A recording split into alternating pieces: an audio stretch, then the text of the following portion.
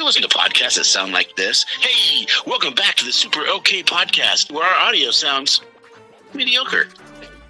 Or do you prefer podcasts that sound more like this? Crisp, clear, fun, easy to listen to, and full of awesomeness?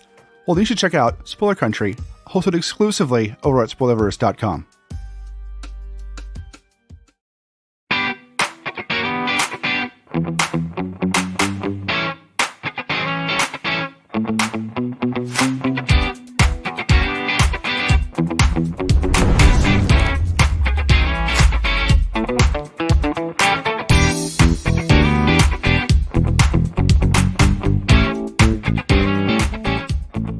Hey, what's going on, everybody? Colton here from Bridging the Geekdoms, and I'm here to talk about Willy's Wonderland, the hit thriller horror comedy film from Nic Cage that released in February of this year.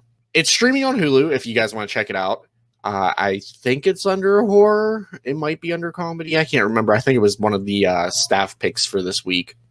But before I dive into this review, I wanted to let you guys know to make sure you check out Spoilerverse.com.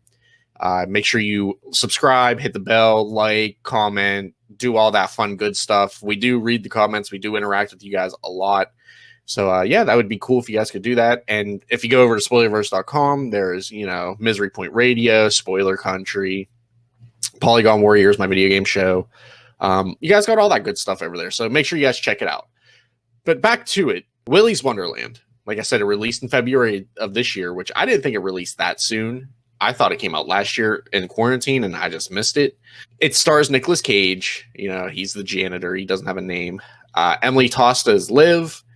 She is one of the main characters in the film. I think she's the only real main one besides Nic Cage. And then Beth Grant, who's Sheriff Lund, who plays a pretty big role in the story. So Willy's Wonderland is about a drifter who is tricked into a janitorial job and is now condemned at a now condemned Willy's Wonderland. The mundane tasks suddenly become an all-out fight for survival against wave after wave of demonic animatronics. Fists fly, kicks land, titans clash, and only one side will make it out alive. That's from IMDb. I'm not going to lie, I stole that from IMDb. But they did a pretty good job of summarizing the entire film. The film really dives. It's Five Nights at Freddy's film. It's not a Five Nights at Freddy's film. It's a Five Nights at Freddy's inspired film.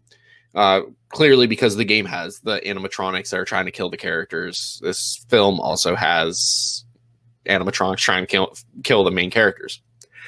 The film overall, it's a good length. I like the length of the film, which I'll dive into later. For an hour and a half, it grabs your attention and it takes you for a ride. I don't know why it's ranked as a horror film, maybe because of the gore. It's definitely not a horror film. So if that's what you're looking for, you should probably skip this film. If you're looking for a good ride, this film, you got nothing better to do. You got an hour and a half to kill. Check this out because it's definitely a good time killer film. Overall, I would rank this. I know Bob doesn't like it. I know he tries to stay away from the numerical ordering and ranking of films. But I would give this probably about a 6, maybe a 5. I know other places give it about 3 stars, 5 stars, 5.5. It's nothing spectacular. Nothing about this film is going to be like movie of the year. Nothing about it. But it is a good time killer and it's a fun ride. With that being said, I'm going to dive into the good, the bad, and the ugly. I broke it down into 3 different things. So we'll start off with the good. The comedy of this film. The comedy of Willy's Wonderland is something that most cheesy horror films should look into. It's good. It's also bad. I thought it was hilarious that there would be minor spoiler. When no matter what's happening, if he's in the middle of a fight with an animatronic or trying to save someone, the janitor, Nic Cage's watch goes off. He stops what he's doing and he goes on break. I forget what animatronic he's about to fight. I think it's the flamingo. I could be wrong. Him and Liv are staring it down. His watch goes off. He just tosses her the knife and he goes on break. That's hilarious.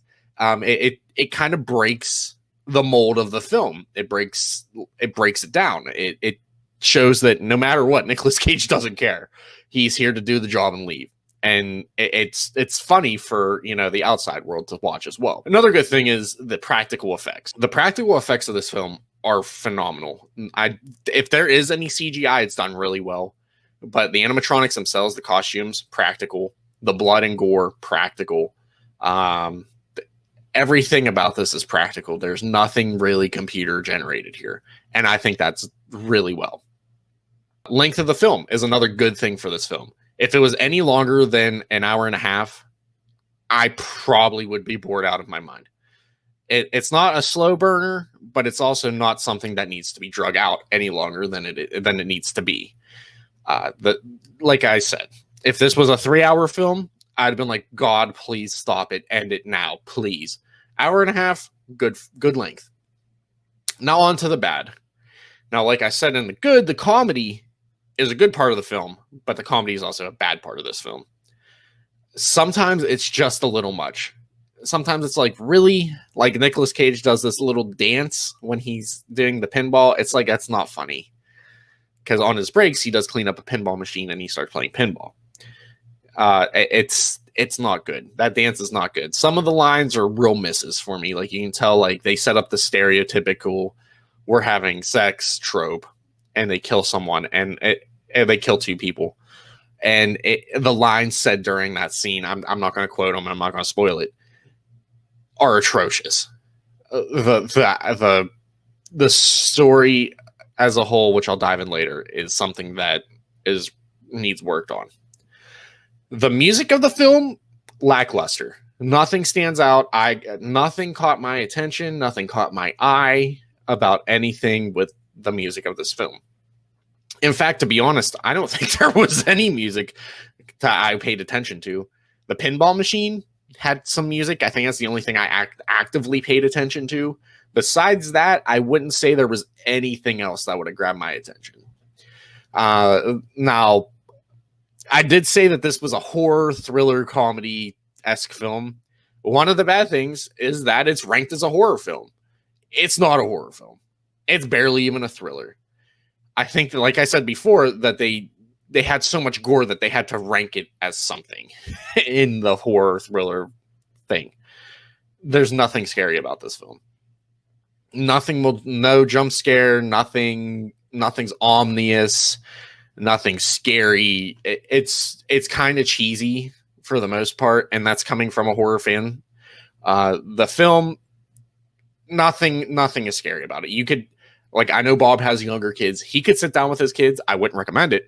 Sit down with his kids and watch this film, and they wouldn't be remotely horrified. They might be traumatized from all the blood and everything, and violence, but excuse me. There's nothing horror about this film, which really kind of is a letdown because of the way the way it was promoted. Now on to the ugly. These are the 2 big things, massive things that's wrong with this film. Number 1, the story. The story makes no sense at all. In the recap, I did say that, the quiet drifter somehow gets tricked into a janitorial job. He hits a spike strip in the beginning of the film, and that's how the whole film kicks off. Which makes no sense until about an hour and 15 minutes into this hour and a half film, where you're like, why is this happening? Like, they do allude to it a little bit, but for the most part, you're like, you really had to do it this way. You couldn't just do it this other way, which I am avoiding spoilers. You couldn't just no, you had to do it this way, and it makes no sense. Along with some of the the pacing at times too. Like at one point in time, I think in a span of 20 minutes film time, he kills like 90% or not 90, he kills about 60% of the animatronics in the film. So the pacing could be worked on a little bit. The story overall makes no sense at all. Even the ending doesn't really make all that much sense. It kind of alludes to a sequel, kind of doesn't. And then another really bad thing is the acting. There's so much. I don't know if they were going for the overall, we're going to make this a cheesy horror film. Because if they were going for that, then the acting was phenomenal. If they were going for, we're kind of taking ourselves a little bit serious, there was so much overacting and so many stereotypes and so many horror tropes that were followed. It was so oversaturized that the acting just suffered from it. The acting is atrocious, in my opinion. They tried too hard to seem like they're in a film, if that makes sense. Which could have been the aim for the acting. Don't get me wrong, but I feel like they definitely missed the mark with that. So, I did jot down a couple fun things here about this film. Nicolas Cage throughout the whole film does not speak one line. He does grunt. He does but for the most part, he does not speak at all from beginning to end. It's kind of funny. Grant Kramer, who was a producer on this film, was Mike Tobacco in Killer Clowns from Outer Space, the cult classic from 1988. And then when Nicolas Cage is on his breaks, he drinks this energy drink called Punch, which has the text on the bottle says, "A fistful of caffeine for your kisser," which is weird. I thought that was kind of interesting that they went through that little minute detail. So with that all being said, would I recommend Willy's Wonderland? If you have time to kill, don't go out of your way to watch this film. It's on Hulu. I would recommend checking it out. Again, if you have the time. I wouldn't go out of my way. It's not one of those must-sees. For Nicolas Cage, it's pretty good. I know he has real misses or real hits. I'd say this is probably a ground rule double. It's nothing spectacular. But after all that, let me know what you guys thought in the comments below, and I'll see you guys in the next review. Bye!